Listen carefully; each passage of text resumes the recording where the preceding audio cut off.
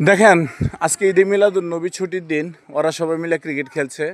আমরা ছোটোবেলায় এরকম অবসর পেলে কিন্তু প্রচুর পরিমাণ ক্রিকেট খেলতাম, ফুটবল খেলতাম, গুডি বাড়ি খেলতাম, আর খেলতাম হইল 16 গুডি, 3 গুডি, হ্যাঁ, হেলবান্দা, আরও অনেক ধরনের খেলা খেলতাম। তো সব মিলে এই ছোটোবেলার 90 দশকের দৃশ্যগুলো এখন যেন ফুটে উঠছে ওদের মাধ্যমে। আসলে গ্রামে কিছুটা 90 দশকের সিন পাওয়া যায়, কিন্তু শহরে তো এগুলো পাওয়া যায় না।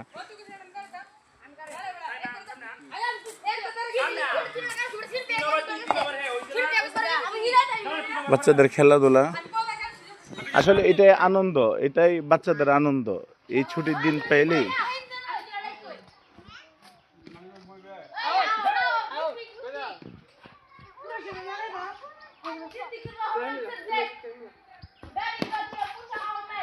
বল করছে কানা সিদ্দিক।